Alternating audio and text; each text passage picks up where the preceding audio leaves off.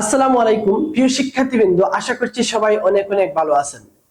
যৌগিক কোণের ত্রিকোণমিতিক অনুপাত 7.2 ইতিমধ্যে আমরা কমপ্লিট করে ফেলছি। আজকে থেকে আমরা শুরু করছি 7.3। তো 7.3 এ প্রথমেই আমাদেরকে কিছু অনুসিদ্ধান্ত সম্পর্কে ধারণা নিতে হবে। আমরা আজকে এই অনুসিদ্ধান্তগুলো নিয়ে আলোচনা করব। এই অনুসিদ্ধান্তগুলো সূত্র থেকে কিভাবে আসে এটা আমি তোমাদেরকে বিস্তারিত আলোচনা করে দিচ্ছি।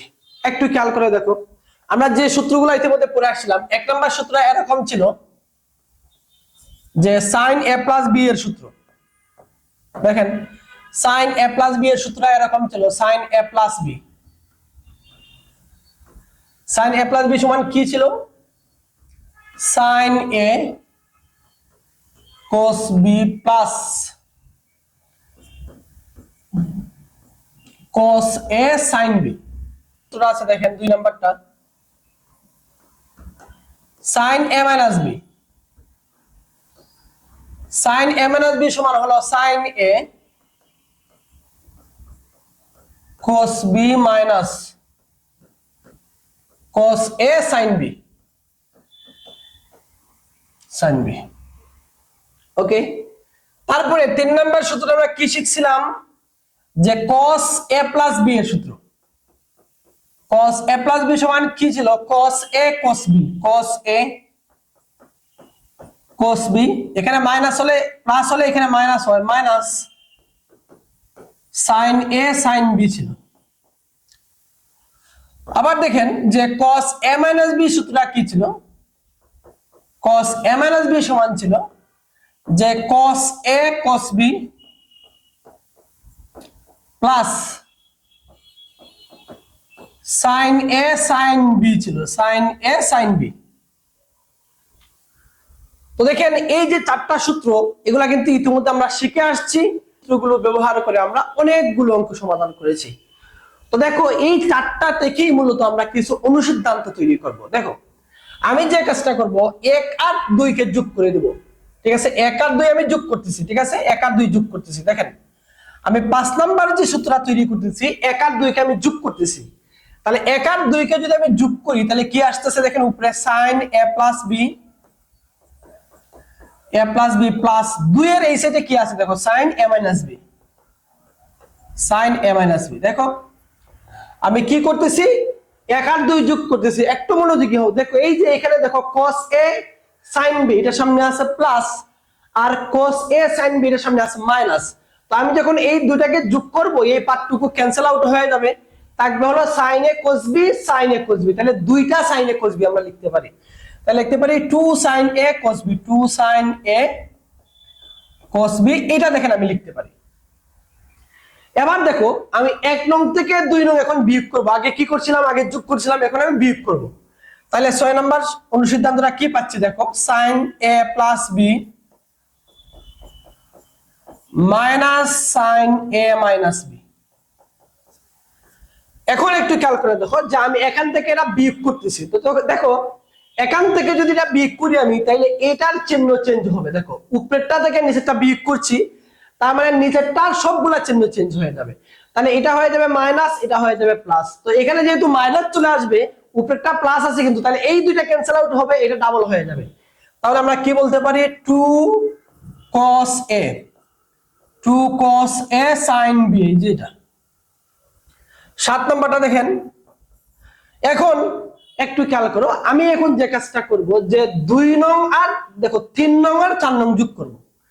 3 নং আর 4 নং যোগ করি। দেখো যোগ করলে কি আসতেছে? দেখো যে cos a plus b, cos a plus b plus cos a minus b, cos a minus b। কি করতেছি? আমি এই দুইটাকে যোগ করতেছি, এই দুইটাকে যোগ করতেছি। তো দেখেন এই দুইটাকে যদি যোগ করি আমি, তাইলে দেখো এটার সামনে আছে মাইনাস, এখানে আছে প্লাস। তাহলে এই পার্টটুকু ক্যান্সেল আউট হয়ে যাবে। দেখো এই পার্টটুকু ক্যান্সেল আউট হয়ে যাবে, আর এটা কি হয়ে যাবে? এটা ডাবল হয়ে যাবে। আমি কি বলতে পারি? 2 cos a, 2 cos a cos b, 2 cos a cos b। তো এইটুকু আশা করি তোমরা বুঝতে পারছো। এবার দেখেন আমি এখান থেকে যদি 3 নং থেকে যদি 4 নং বিয়োগ করি তাহলে কি আসতেছে? দেখো 3 নং থেকে 4 নং বিয়োগ করলে এগুলার চিহ্ন চেঞ্জ হয়ে যাবে। দেখো নিচে যারা আছে তারার চিহ্ন চেঞ্জ হয়ে যাবে। তো তারার চিহ্ন যদি চেঞ্জ হয়ে যায় তাহলে এটা হয়ে যায় মাইনাস, দেখো এটা হয়ে যায় মাইনাস, এটা মাইনাস, এটা মাইনাস। তাহলে কি কি কাটা যায়? এই পার্টটুকু কাটা যায়, কিন্তু এখানেও মাইনাস থাকার কারণে কি চলে আসতেছে? -2 sin a sin b চলে আসতেছে। একটা জেনারেল সূত্রের মধ্যে সামনে মাইনাস, এটা আমরা চাই না, আমরা মাইনাসটাকে এখান থেকে সরিয়ে রাখতে চাই। তাইলে কি করতে পারি? দেখো তাহলে 4 নং থেকে 3 নং বিয়োগ করব। এবার কি করব? 4 নং থেকে 3 নং বিয়োগ করব, ঠিক আছে? তো 4 নং থেকে 3 নং বিয়োগ করলে এখানে কিন্তু মাইনাস আসবে না। তাহলে এই জিনিসটা মাথায় রাখবা যে 8 নাম্বার অনুসিদ্ধান্তটা তৈরি করার জন্য আমরা যে কাজটা করছি, যে 4 নং থেকে 3 নং বিয়োগ করছি, ঠিক আছে? 4 নং থেকে 3 নং বিয়োগ করছি, একটু উল্টা কাজ করতেছি। তার মানে দেখো 8 নাম্বার অনুসিদ্ধান্ত ব্যবহার করে আর কোন অনুসিদ্ধান্ত তৈরি করতে গেলেও আমাদের উল্টা কাজ করতে হবে। 4 থেকে 3 বিয়োগ করেন তাহলে কি আসতেছে? দেখো cos a minus b minus cos a plus b। তো দেখেন এখান থেকে যখন এটা বিয়োগ করতেছি আমি, তার মানে এটার সবগুলার চিহ্ন চেঞ্জ হয়ে যাবে, এটার চিহ্ন মাইনাস হয়ে যাবে, এটা প্লাস হয়ে যাবে। তো যেহেতু এটার চিহ্ন মাইনাস হয়ে যাচ্ছে, তার মানে এই পার্ট আর এই পার্ট কাটা যাবে, এটা ডাবল হয়ে যাবে, এটা ডাবল হয়ে যাবে। তাহলে কি হয়ে গেল? 2 sin a sin b, 2 sin a sin b। একটু খেয়াল করেন এখানের যে এই যে 5টা সূত্র আছে, এখান থেকে আমরা 2টা কোণকে একটা কোণে রূপান্তর করব, 2টা অ্যাঙ্গেলকে একটা অ্যাঙ্গেলে রূপান্তর করব। তো দেখো আমি যে কাজটা করব, a plus b is equal to ধরে নিব c,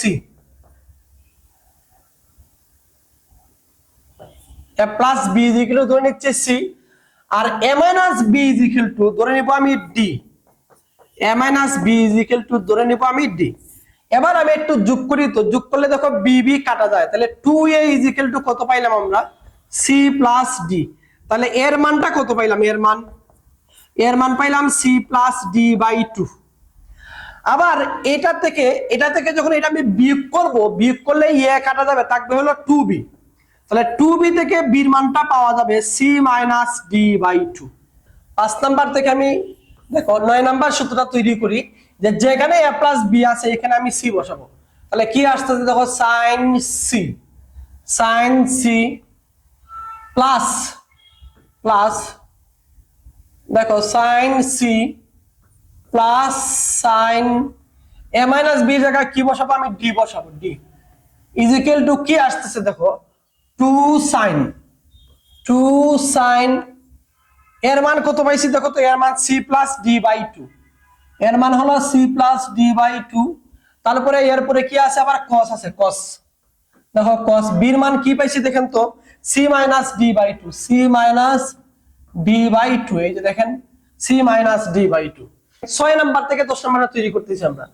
sin a plus b এর জায়গায় আমি c বসাবো, sin a plus b এর জায়গায় আমি c বসাবো। এরপরে কি আছে? দেখো মাইনাস আছে, minus sin a minus b এর জায়গায় আমি কি বসাচ্ছি? d বসাচ্ছি। তখন কি আসছে? দেখো 2 cos a sin b। তাহলে প্রথমে 2 cos a, এর মান কত? এর মান c plus d by 2, c plus d by 2। এরপরে আছে আবার sin b এর মান কত? c minus d by 2, c minus d by 2। 7 number যে সূত্রটা আছে, যেখানে a plus b আছে এখানে c বসাবো, আর যেখানে a minus b আছে এখানে আমি d বসাবো। তাহলে কি আসতেছে? দেখো cos, তাহলে cos c, cos এইটুকুর মান c plus cos d, plus cos d। এখন দেখো এই সাইডে কি আছে? 2 cos a cos b, 2 cos a, এর মান কত? c plus d by 2। এরপরে আবার cos